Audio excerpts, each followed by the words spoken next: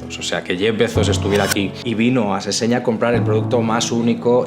No se suele hablar tanto de las crisis, ¿no? Yo últimamente lo relaciono muchísimo con la infancia. Y en esos momentos surgen las ideas. Al final es un objeto icónico. ¿Qué crees que falta en España? Primero, Marcos, muchas gracias. Pues cuéntanos brevemente qué es Capas Seseña y un poco la trayectoria. Bueno, brevemente es complicado porque vamos a cumplir 125 años, pero te diré que es una empresa familiar fundada en 1901 por mi bisabuelo Santos Seseña y que nos dedicamos a el diseño, la confección y la venta de capas, exclusivamente de capas. Probablemente somos los únicos en el mundo que se dedican a estas tres cosas solo con la capa. Cuéntanos cuál fue tu primer contacto con el negocio familiar. Yo elegí una rama financiera, digamos, estudié económicas empresariales, pero siempre tuve unas inquietudes artísticas y creativas muy altas, ¿no? Entonces, de alguna manera, a lo largo de mi trayectoria profesional siempre busqué esos espacios donde poner en marcha algún tipo de creatividad.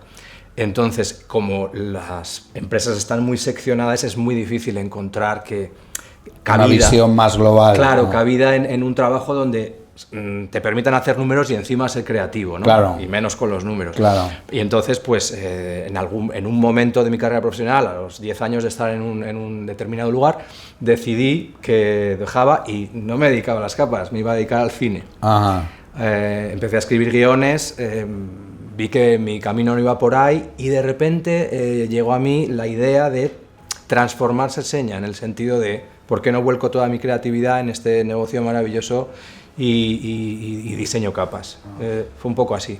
Algo que suele ocurrir en programas que mentorizo y dirijo es gente que ha estudiado otras materias no relacionadas con el sector cultural y creativo, que tienen esa pasión interna y en un momento dado deciden dar el paso, ¿no? En tu caso estudiaste empresariales, has trabajado muchos años en temas de cooperación internacional, entonces, ¿qué crees de esa experiencia pasada, tanto de tu formación como de tu vivencia profesional, has aplicado o te ha servido para dirigir Seseña? Absolutamente todo, es decir, normalmente cuando no tienes recorrido profesional o personal, todo es mucho más pequeño, no lo ves pequeño, ves como que, bueno, me he concentrado en algo, el embudo, ¿no? Que dicen, me he concentrado en una materia que no me llena del todo, que no es útil, que hago yo haciendo números, pero desde luego, si tienes la oportunidad después de ampliar tu espectro profesional y aplicar lo que has conocido, y más en un tema como las empresariales, que te permiten gestionar un negocio con naturalidad y con conceptos básicos que hacen que el negocio esté estable, crezca o que no crezca, pero que veas una perspectiva de futuro, pues para mí es fundamental haber tenido esta formación, fundamental ahora mismo. Luego has hecho programas más especializados con otras personas del sector cultural y creativo, otras empresas del sector cultural y creativo. Ahí, ¿crees que o te das cuenta de la importancia de tener esa base empresarial o consideras que no es necesario para dirigir una empresa cultural y creativa tener base empresarial, sino fundamentalmente creativa? Tienes que tener, no la base, porque la base faltaría al respeto de mi propia formación, es decir, la base de cualquier cosa debe ser un estudio de varios años y de experiencia, ¿no? Pero sí que el acercamiento, la inquietud o la consideración de que es algo importante. Yo lo que noto es que en el sector creativo hace falta todavía trabajar mucho para que a los creativos, simplemente creativos, se les meta en la cabeza que los números son importantes también, que no pueden solo considerar su creación, su diseño. Tienen que escuchar, por lo menos, y nadie dice que tengan que saber, ¿no? Pero sí escuchar y tener en cuenta que si no hay una estructura empresarial, empresa es todo, es muy difícil que llegue a algún lado un negocio, una organización, algo. En vuestro caso son 120 años de existencia, pero hay muchas empresas familiares que justamente en ese proceso de transición, la persona que recibe el testigo, lo que comentabas, está ese miedo, por un lado, pues que se levanten tus antepasados de la tumba y digan hacia dónde está llevando la empresa, pero Por otro lado, si no la haces tuya, realmente no estás siendo honesto contigo mismo y no va a dar el resultado, ¿no? Entonces, en esa preservar el pasado y ir hacia adelante, ¿no? ¿Qué momentos has vivido tú un poco donde digas, bueno, pues he conseguido ese equilibrio? Hay un periodo inicial donde tienes mucho miedo y quieres transformar, pero todos los días estás pensando en si le gustará a mi padre, si le gustaría a mi bisabuelo, a mi abuelo, etc. Y sufres mucho sin que eso limite tu necesidad de ser tú mismo, ¿no? Entonces, eso se supera al cabo de 5, 6, 7 años, donde ves que lo que estás haciendo tiene un resultado no solo en la satisfacción de tus familiares aún vivos, sino en los resultados de la empresa, porque obviamente todo va unido, ¿no? Claro. También para tu propia satisfacción. Y pasado ese tiempo, empiezas como a equilibrar esas sensaciones, ¿no? Te convences, digamos, de que lo que estás haciendo y lo que tú querías está bien y te sientes más identificado aún, pero al mismo tiempo se te acrecienta muchísimo el respeto por las cosas que han construido bien tus antepasados, cosa que sí que estaba al principio también. O sea, si algo funciona, no hay que cambiarlo mucho, hay que transformarlo para hacerlo tuyo. Pero hay unas líneas esenciales en este negocio en concreto que siempre he respetado, que eran el trato al cliente, la artesanía y los materiales de calidad, ¿no? Y hay una cosa muy importante que es escuchar a nuestros clientes y saber por dónde van, ¿no? Por dónde van sus gustos. Hay un tema que has dicho muy, muy interesante, es, por un lado, es una empresa artesana, ¿no? Pero por otro lado están las tendencias de moda y por otro lado está la viabilidad económica. Entonces, a veces la gente se suele centrar, o hay muchas empresas que se suelen centrar en la parte artesana y tendencia de moda y olvidan la viabilidad económica, ¿no? Entonces, ¿cómo consigues tú ese equilibrio entre respeto a la artesanía que está en el legado y en la esencia, pero lo que tú has conseguido con Seseña es adaptarte a esas tendencias de moda, a escuchar a los clientes y a nuevos clientes que antes no eran tuyos, ¿no? Y que siga siendo un negocio viable? Bueno, es un ejercicio de trabajo diario y de prueba y error. Por supuesto, yo tengo la suerte de tener una estructura financiera en la cabeza y entonces hay una planificación de todos los años para emprender determinadas acciones, ¿no? Entonces, si tú quieres expandirte haciendo una campaña más cercana a la moda, eso tiene unos riesgos y unas consecuencias y puede tener unos resultados. ¿Qué son esos resultados? Que puedes aumentar tu producción, por ejemplo, porque tienes un éxito de repente en el mundo de la moda que quiere todo más rápido y más colorido, ¿no? Entonces tú tienes unos ritmos de producción que son artesanos, más lentos, más tal. Entonces ahí está el juego de qué es tu negocio y qué ritmo he de llevar para expandirme. Ese es el truco. Entonces, si quieres expandirte, probablemente tendrás que no transformar lo artesanal, pero sí contratar a más artesanos, por ejemplo. O si quieres expandirte, tendrás que invertir en tiempo de otras personas. Es decir, hay una transformación detrás siempre que es empresarial, de inversión y de ingresos, de mayores ingresos. O sea, las decisiones solas de quiero convertirme en algo que no soy o que todavía no soy, tienen que estar soportadas por una planificación estratégica y financiera. Y conectado con eso, vosotros fuisteis uno de los primeros negocios que apostó por la digitalización, la venta online, ¿no? Desde el punto de vista artesanal. En este momento, ¿qué supone para vosotros esa apuesta? Que en un principio pues no se sabía un poco el resultado, porque como he dicho, fuisteis de los pioneros, pero ¿Para vosotros ha sido importante? ¿Ha sido realmente una apuesta que no ha dado resultado? ¿Cuál es tu valoración? En la época de mi padre, el comercio, las ventas a distancia, sobre todo con Estados Unidos, existían ya. Es decir, esto era un proceso de catálogo, de señalización de cuadritos y tal, y de correspondencia a larga distancia. Entonces, era simplemente Internet lo que trajo es la transformación un poquito más rápida de todo este encargo a distancia. Entonces, es una consecuencia de aplicación tecnológica a los tiempos, ¿no? Entonces, a partir del momento en que se instala, no es que estés innovando, que sí por el momento, ¿no? Lo vio y lo instaló.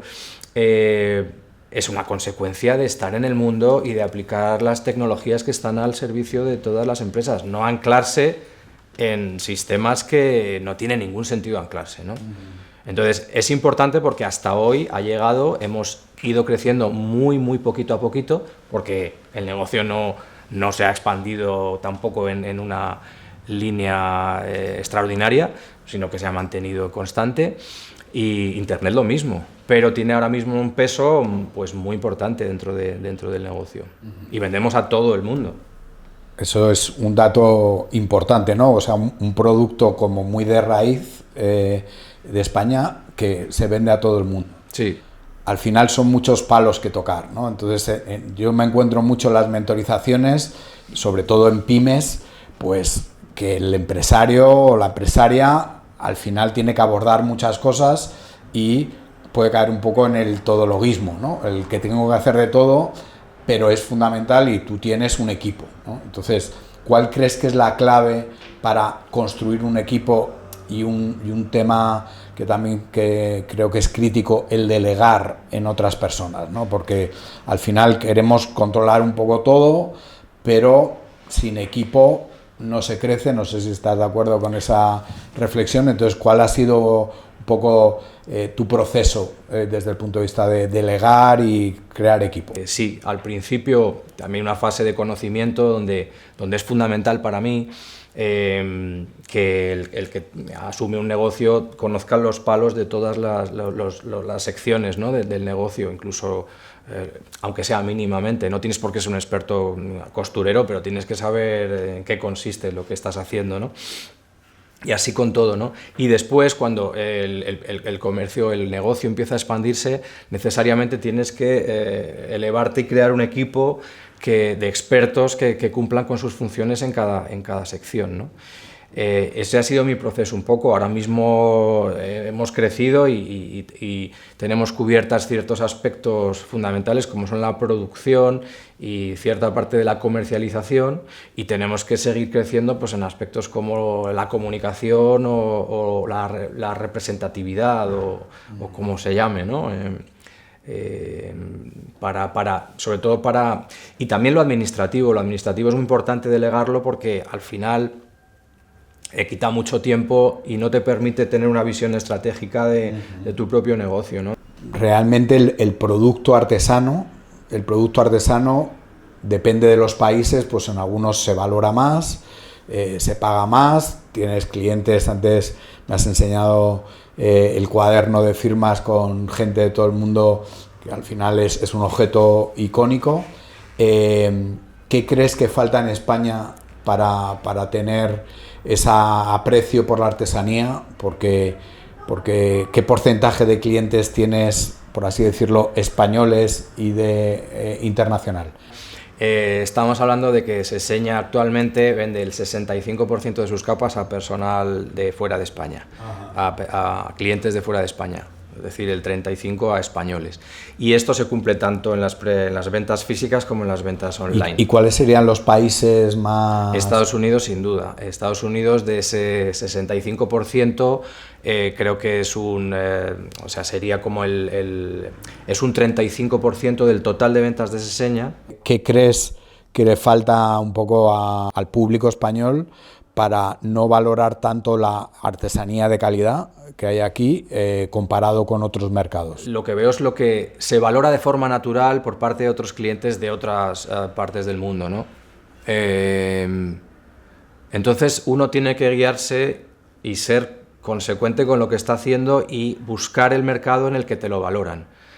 De ahí a tener el espíritu de querer transformar la mentalidad española, hay un camino importante. Lo único que sí que soy positivo en cuanto a que veo iniciativas de asociacionismo y de pedagógicas que están ocurriendo en España, que son tendentes a valorar cada vez más el sector artesano y el lujo en el sentido del trabajo con las manos y de la valoración en dinero de ese tipo de actividades, ¿no? Sí que veo iniciativas. Más allá de eso, creo que el problema fundamental es desde que somos pequeños y un poco la visión que nos inculcan en las escuelas ¿no? de apreciar lo que nos rodea, de valorar todo el entorno natural, ciudadano, la estética de todos estos elementos. Yo creo que se trabaja poco en este país y que hay que trabajarla un poco más y valorar lo que hacen los demás y lo que somos capaces, la responsabilidad que tenemos cada uno cuando salimos a la calle veces, de observar y de contar. Claro, muchas veces se valora más cuando vas a otros países y lo ves en otros países y quizá no estamos valorando suficientemente lo que tenemos, ¿no? Que es reconocido a nivel internacional. Un poco en esta línea de estrategia, de visión de futuro que sabes que para mí es importante. ¿Cuál es tu visión de futuro de una empresa de 120 años que decíamos, pero tú coges ese legado y lo proyectas al futuro? ¿Cuál es tu visión de futuro sobre Seseña dentro de 10 años? ¿Y tienes tiempo para pensar? ¿Para ti es importante esa parte de pensar, reflexionar, o el día a día no te lo permite? Al final creo que es una cuestión de trabajo y de adaptación a los tiempos, ¿no? No veo que haya más secreto que la buena gestión, porque el producto, que muchas veces mi padre me decía, es que el producto que vendemos es complicado. Bueno, es que se están vendiendo productos complicados todos los días. Lo único es encontrar cuánta gente del mundo quiere comprar ese producto complicado. Y eso es una manera de distinguirse y de ser único en este mundo que es como muy parecido y que todo el mundo se parece mucho. Pues bueno, buscamos pequeños nichos de unicidad, de distinción. Pues eso es donde quiero estar, en ese pequeño nicho, no más. Concentrando en tu trayectoria dentro de Seseña, ¿de qué? ¿De qué cosas te sientes más orgulloso? Bueno, hay un orgullo personal en cuanto a que superadas las dificultades, los miedos que existen, siguen existiendo, pero se transforman en experiencia. El miedo, cuando te inunda porque estás enfrente de un reto, digamos, de financiero o de actividad, se supera porque alguna vez en el pasado reciente has hecho algo parecido que ha terminado de una manera buena, menos buena o mala, pero de la que has salido de alguna manera, ¿no? Entonces tengo la satisfacción de haber pasado todas esas fases y de ahora estar en un momento en el que ya no tengo miedo, sino planifico, valoro y me voy tranquilo a la cama todos los días. Y luego tengo una satisfacción enorme de estar creando un equipo, como te digo, increíble de gente que gracias al cual creo que Seseña va a ser capaz de dar otro salto o de estabilizarse aún más, si cabe, en este nuevo siglo. Y en la evolución de cuando tú coges el testigo, ¿no? Fundamentalmente el producto estrella es la capa clásica, que me imagino que también seguirá siendo, pero tú incorporas un cambio en el diseño, con el color, con adaptarte a hacer contemporánea la capa. ¿Eso qué supone para ti? ¿Es algo que venías con esa idea? Eso fue la condición interna que yo me puse, es decir, yo voy a transformar la capa clásica española. Esta transformación puede ser revolucionaria o puede ser de respeto. Yo elegí una vía de respeto, es decir, la capa clásica es un elemento tradicional y vuelvo a decirte que lo importante que es escuchar al cliente. O sea, nosotros hemos construido una red de clientes durante 125 años, importantísima, de los cuales necesitábamos extraer la valoración de nuestro producto. Entonces, ¿cómo voy a decir yo ahora mismo que no quiero seguir haciendo la capa 1901, ¿no? No, todo lo contrario. Voy a hacer la capa 1901, pero voy a abrir una línea nueva de capas, digamos, más acordes con una estética en la que yo he sido educado, más acorde a mis gustos musicales, más acorde a mis gustos cinematográficos, más acorde a mi estilo de vestir, donde puedo mezclar perfectamente una capa de hombre casual con una capa clásica. No es más que eso. ¿Qué he conseguido?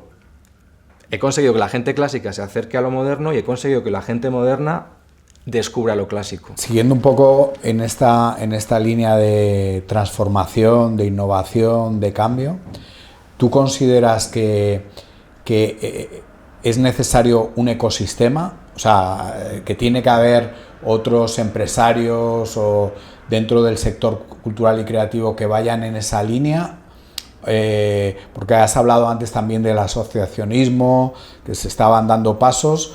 ¿Hasta qué punto esas transformaciones, no solo dentro de la empresa, sino a nivel empresarial, las tiene que hacer uno como batalla personal o tiene que ser algo coral? Fundamental. O sea, yo el papel de las asociaciones, de las agrupaciones de artesanos o del sector de la moda en fin, está viviendo actualmente un buen momento en España el cual respeto muchísimo.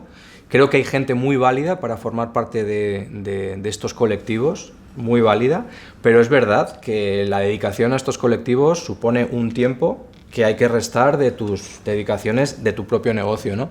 Entonces, por eso remarco, es fundamental, están consiguiendo muchas cosas, pero tienen que ser las personas adecuadas para formar parte de estas asociaciones. Entonces, destacaría que hay personas que valen y otras que necesariamente tienen que quedarse en el negocio porque tampoco sirven para estar representando a los demás, ¿no? Pero sí, tienen que existir. El tema de hábitos creativos, ¿no? Más allá de Marcos Seseña, de Capas Seseña, sino Marcos Seseña como... porque detrás de toda empresa cultural y creativa hay gente creativa, ¿no? ¿Qué hábitos creativos tienes tú? ¿Cuáles son tus hábitos creativos que influyen en tu negocio, pero que te dan la vida, vamos a decir? Bueno, para mí la música, pero bueno, la literatura, o sea, la lectura o el cine son mis 3 puntos fundamentales. Pero también la jardinería, si quieres. O sea, yo puedo estar contemplando mis plantas y me inspiro. ¿No? Si estás hablando de hábitos creativos personales. Sí, hábitos creativos tuyos en los cuales pues digas, porque al final no solo los momentos de estar en el trabajo o estar trabajando es cuando posiblemente surgen esas ideas, sino normalmente en creatividad llamamos alejamiento ficticio. Vale, entonces otro tipo de actividades que al final son vasos comunicantes, ¿no? Que muchas veces las personas piensan, si yo tengo una empresa de audiovisual o de moda, tengo que estar todo el rato centrado en moda. Pues a veces, si haces una actividad que no tiene en teoría algo que ver, pero es creativa, al final puede ser momentos de inspiración, momentos de transferencia, momentos de analogía. Por eso el tema de hábitos creo que... Ahora que lo entiendo mejor, digamos que puedes tener unos hábitos creativos o de creación, que son la música o estás escuchando música, pero en esos momentos yo creo que no estoy creando cosas de mi negocio. Cuando mejor creo cosas de mi negocio es cuando paseo o cuando me ducho. O sea, yo estaría en la ducha pensando en planes mucho más tiempo, que ya me dan un toque, ¿no? Pero en la ducha es un momento mágico. Bueno, no sé si sabes que hay una teoría en creatividad que es de las 3 Bs, ¿no? Bueno, en inglés es bath y bed, que es que al final en el cuarto de baño, ¿no? En los transportes públicos y en la cama son los momentos más que de inspiración creativa, son los momentos en donde el juicio baja. O sea, nuestra capacidad de juzgar y de decir, bueno, esta idea no me vale, o el estrés baja, y en esos momentos surgen las ideas. O sea, que lo que has dicho tiene una base y un fundamento científico que... Y quizá porque estamos desnudos en la, claro, en la ducha, entonces claro. Estás desprovisto, ¿no? De claro, toda claro, protección. es el momento de imaginar. Tienes que crecer algo, ¿no? Claro, claro.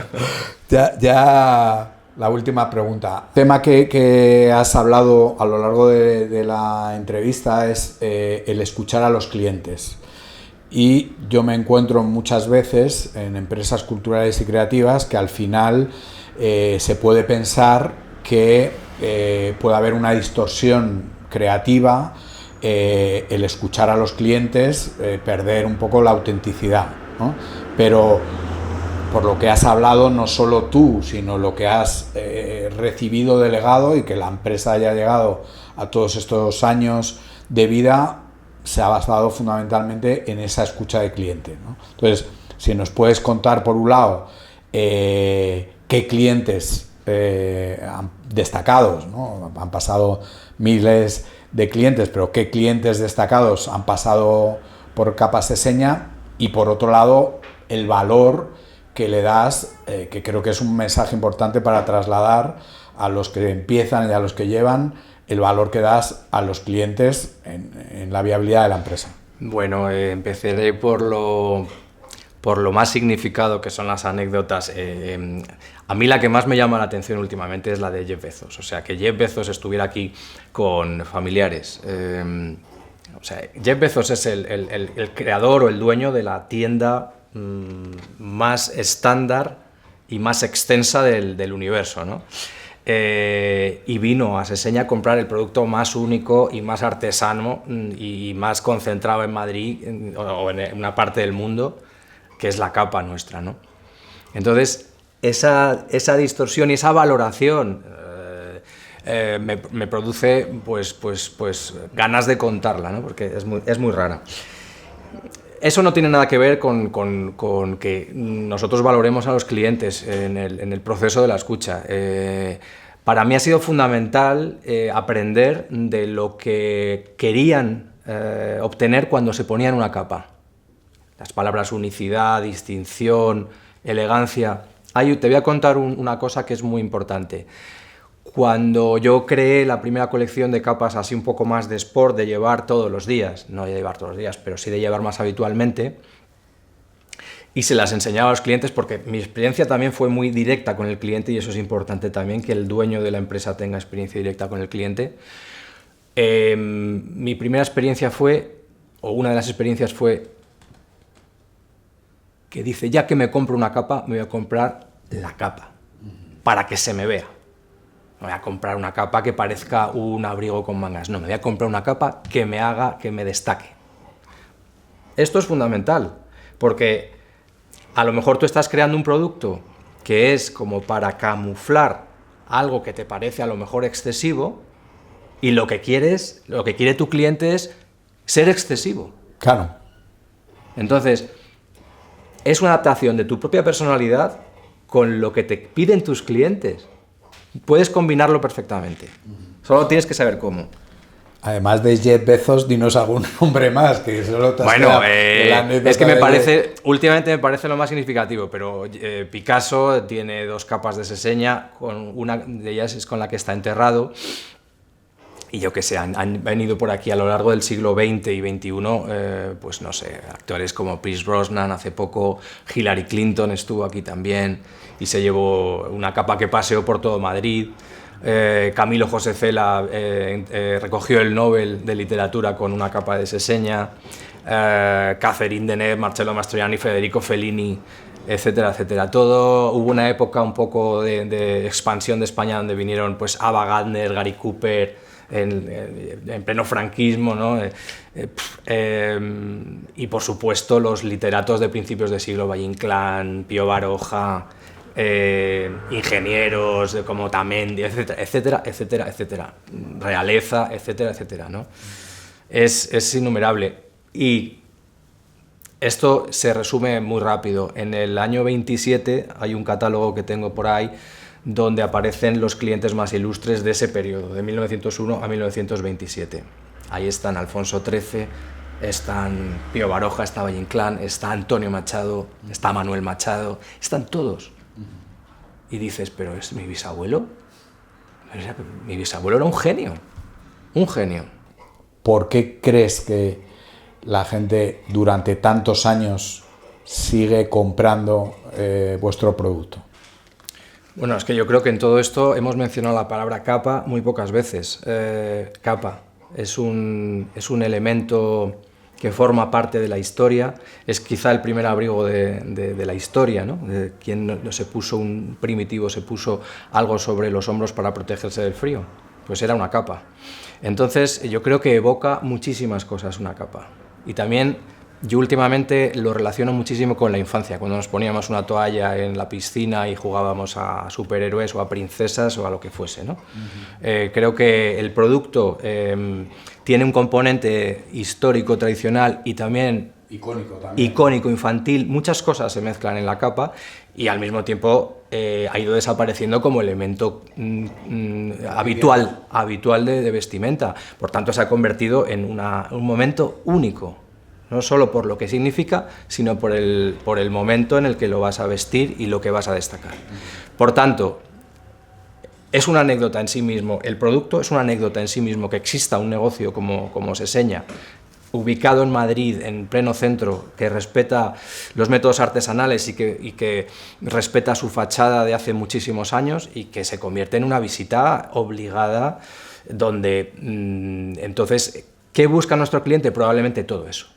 Un tema creo que es fundamental en todas las empresas y muchas veces en los medios de comunicación, cuando salen entrevistas, nos cuentan la historia de éxito, pero no se suele hablar tanto de las crisis, ¿no? O los momentos de riesgo de la empresa, pero en este entorno de hablar de empresa creativa, cultural y creativa, hay muchos momentos de crisis, ¿no?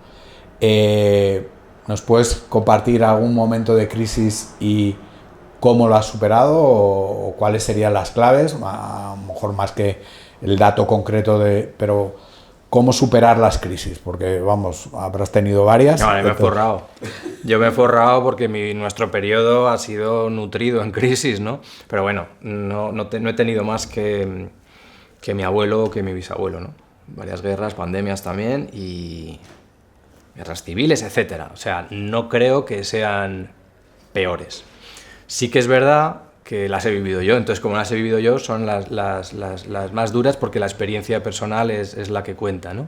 Un poco. ¿Cómo las he superado? Como todo, poniendo negro sobre blanco. O sea, suma esto, resta esto. Hay que tomar estas medidas y se toman. Y luego ha habido, en este caso último, pues... pero vamos, yo sobre todo, seré un poco más concreto. Yo creo que, aparte de ser organizado empresarialmente, ha habido un trabajo importante de arremangarse y de llamar a mis clientes, por decirlo rápidamente. Yo tengo estos clientes, voy a buscar y rebuscar, o sea, otra vez apoyándome en los clientes, no en huidas por lugares que no conoces. Vamos a los clientes, a los que les gusta el producto, a ver hasta dónde puedo vender, que al final la subsistencia es vender tu producto. Claro. Vender y construir de nuevo. Porque hay una tendencia en las crisis, ¿no? Las crisis empresariales es a buscar cosas nuevas. Pero es muy interesante esto que dices de apalancarse, ¿no? O sentir que la base es el cliente que te conoce, el cliente que valora el producto y al final es la base sobre la que se puede construir, ¿no? Claro, pero es que mi producto es eterno. Entonces, cuando estás hablando de que estratégicamente otros empresarios buscan salidas a transformaciones en producto, en líneas de producto, en incluso crear otras empresas, es porque lo que habían creado no tenía ningún sostén a lo largo del tiempo. Pero yo creo que en lo que estoy construyendo, al menos mental y profesionalmente, es una idea de eternidad con respecto al producto que comercializo, que también es un objetivo. Sí, o sea, lo que es importante, ¿no?, que esa eternidad del producto al final tenga viabilidad. O sea, porque hay productos, por ejemplo, hay una iniciativa muy interesante en el Reino Unido que es empresas artesanas o productos artesanos, lo mismo que especies en riesgo de extinción de la naturaleza, pues hay artesanías en riesgo de extinción, cosas que podrían pensarse, por ejemplo, me viene a la idea fabricantes de pelotas de cricket de madera, ¿no? Entonces, pues la gente puede pensar, hombre, pero si al cricket se va a jugar durante muchísimo tiempo, pero puede haber negocios artesanos que no superen esas crisis, ¿no? Entonces, además de la eternidad, tiene que haber una viabilidad empresarial y económica, ¿no? Voy a decir una cosa así un poco... yo creo que la extinción no está en el producto, sino en cómo se envuelve ese producto. Muy interesante. Es decir, la labor que ha hecho este señor, que me perdone que no me acuerdo de su nombre, con el esparto, y transformando la artesanía del esparto en elementos decorativos, ya no solo cestas y tal, pero es el esparto, la artesanía es la misma. Bueno, y el taller no deja de ser artesano, pero es un señor que ha colaborado con la OEB y que está vendiendo a muchísima gente, ¿no? Entonces, se puede seguir haciendo lo mismo, envolviéndolo de otro tipo, que es lo que hemos hecho en Seseña toda la vida. O sea, que Seseña a lo mejor ha tenido varias imágenes a lo largo de su historia, donde se ha cultivado a lo mejor lo clásico y la tradición, después se ha cultivado el arte y lo moderno, después sin dejar nada de lado, pero apoyándose en distintas percepciones de la realidad, donde el producto seguía siendo el mismo. O sea, hablábamos de las tendencias de moda, pero también las tendencias sectoriales.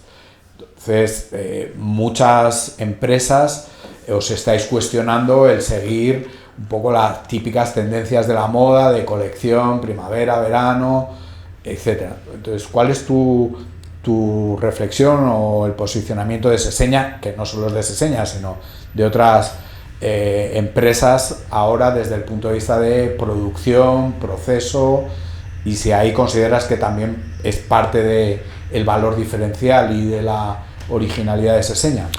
Sí, todo esto también es un proceso en el que te vas aprendiendo, ¿no? Y ves que las prisas de la moda son excesivas, es decir, estar pendiente cada 6 meses de transformar tu producto y que ese producto desaparezca y que no puedas volver a vestirlo, a mí eso me parece aparte que los tiempos nos están dando la razón. Ahora cada vez más es el reciclado, la moda lenta, lo artesano, es decir, todo confluye en cómo estamos haciendo las cosas nosotros desde hace muchos años, ¿no? Entonces, claro, yo al principio con la transformación estética de Seseña quería tener productos de moda renovados y tal. Me fui dando cuenta de que lo que realmente es bonito es que tus creaciones permanezcan en la historia y en el catálogo el más tiempo posible. Esto no significa que no trabajes y no crees, porque estás creando, pero no con la prisa de los 6 meses que impone la moda, verano, otoño, no sé qué. Bueno, nosotros lo vamos haciendo, pero poco a poco. Muchas gracias, Marcos, por ser el primer invitado de estas entrevistas con empresas culturales y creativas. La verdad que, aunque sea una empresa conocida, lo que queríamos era conocerte a ti, no solo Capas Seseña, sino tú como empresario y directivo de Seseña, y yo creo que nos has aportado claves que no solo son aplicables al mundo de la moda, sino en general a las empresas culturales y creativas y a todas las empresas. Pues un honor y mucha responsabilidad. Espero que me tomen como es una experiencia personal y que cada uno la sepa aprovechar como mejor le convenga. O sea, que Jeff Bezos estuviera aquí y vino a Seseña a comprar el producto más único. No se suele hablar tanto de las crisis, ¿no? Yo últimamente lo relaciono muchísimo con la infancia. Y en esos momentos surgen las ideas. Al final es un objeto icónico. ¿Qué crees que falta en España